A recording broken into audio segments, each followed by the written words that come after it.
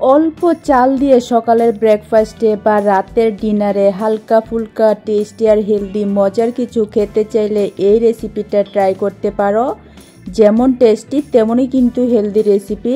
ছোট থেকে বড় সবারই কিন্তু ভীষণ ভীষণ পছন্দ হবে আজকের এই ব্রেকফাস্ট রেসিপিটা।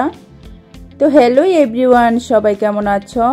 আমি টুম্পা। আজকে তোমাদেরকে দারুণ ব্রেকফাস্ট তৈরি করে দেখাবো। আমি এই রেসিপিটা আজকে ব্রেকফাস্টে করেছি, তোমরা চাইলে ডিনারেও করতে পারো অথবা বাচ্চাদেরকে স্কুলের টিফিনও দিয়ে দিতে পারো।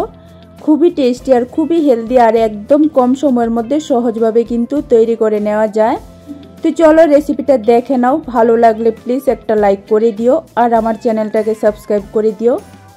তো দেখো, এখানে আমি 1 কাপ চাল ভিজিয়ে রেখেছিলাম রাতের বেলায়। যেহেতু আমি ব্রেকফাস্টে রেসিপিটা করেছি তাই আগের দিন রাতের বেলায় চালটা আমি ভিজিয়ে রেখেছিলাম।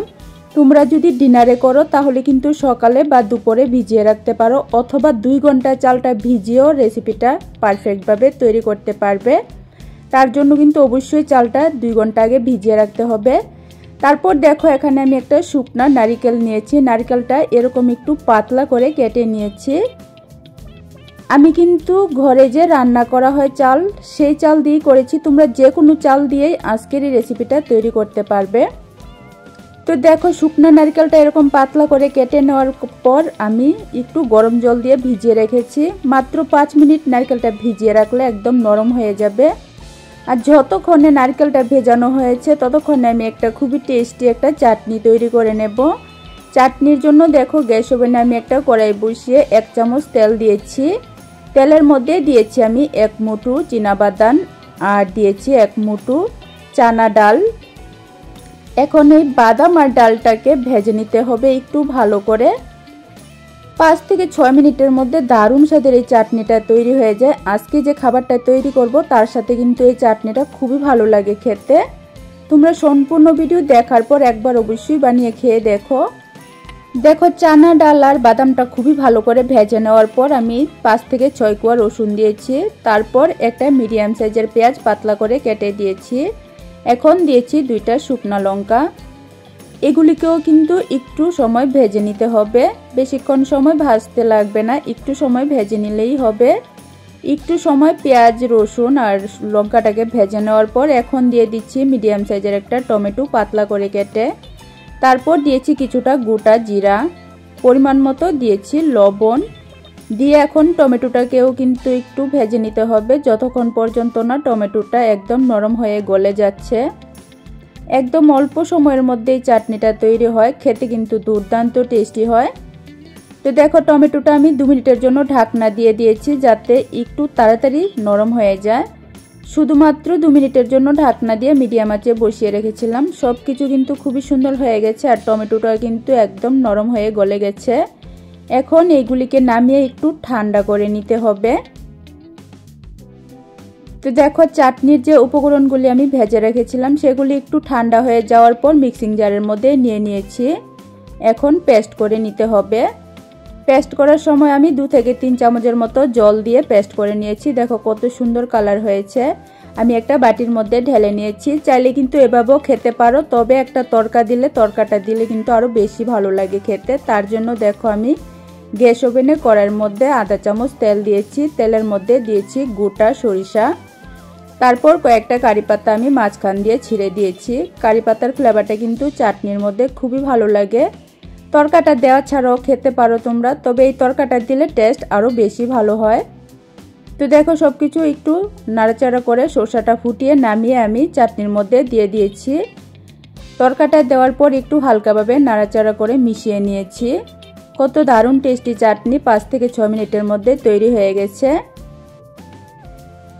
তারপর নিয়েছি আমি মিক্সিং জার। মিক্সিং জারের মধ্যে দিয়ে দিতে হবে ভিজিয়ে রাখা চালটা। চালটাকে একটু ভালো করে জল ঝরিয়ে মিক্সিং জারের মধ্যে নিয়ে নিতে হবে। দারুণ রেসিপি শেয়ার করেছি, প্লিজ তোমরা একটা লাইক করে দিও আর রেসিপিটা দেখার পর একবার অবশ্যই বানিয়ে খেয়ে দেখো, ভীষণ ভালো রেসিপি। তো দেখো, চালটা জল ঝরিয়ে দেওয়ার পর নারকেলটা যে গরম জলে ভিজিয়ে রেখেছিলাম জল সমেতই আমি নারকেলটা দিয়ে দিয়েছি। এখানে জলের পরিমাপটা দিতে হবে, যতটুকু চাল নেবে ততটুকুই। আমি 1 কাপ চাল নিয়েছি। 1 কাপ চালের জন্য 1 কাপ জল দিয়ে আমি নারকেলটা ভিজিয়ে রেখেছিলাম। আর এই জল সমেত নারকেলটা দিয়ে আমি এরকম দেখো মিহি করে পেস্ট করে নিয়েছি।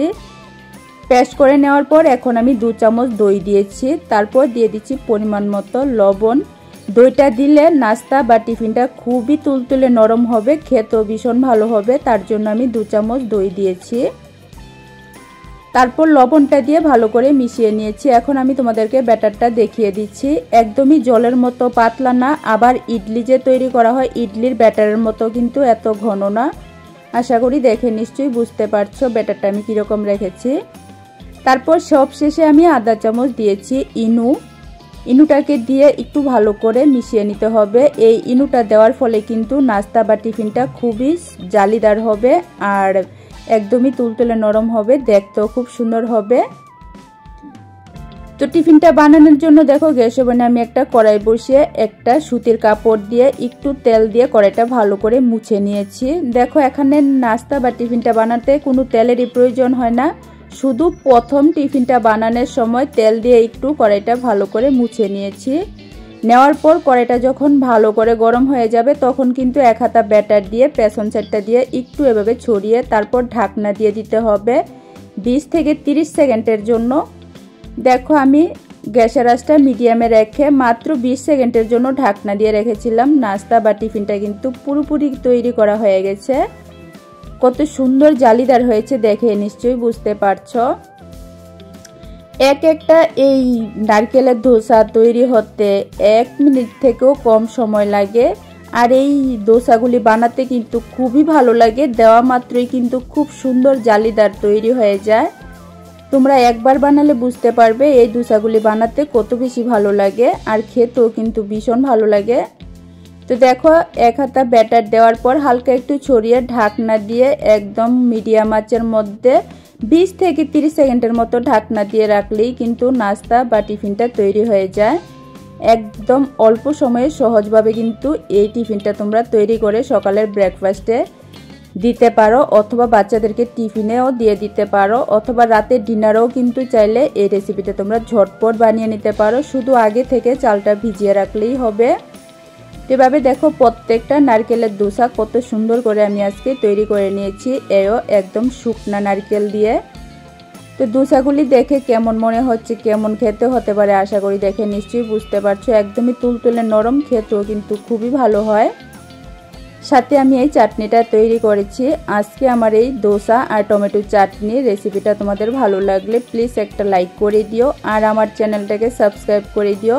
আর তোমরা কে কোথা থেকে রেসিপিটা দেখছো অবশ্যই একটা কমেন্ট করে জানিও, তাহলে আমার খুবই ভালো লাগবে, আমি তোমাদেরকে ধন্যবাদ জানাতে পারবো। তো আবারও আরেকটা রেসিপি নিয়ে আসবো। আজকের জন্য টাটা।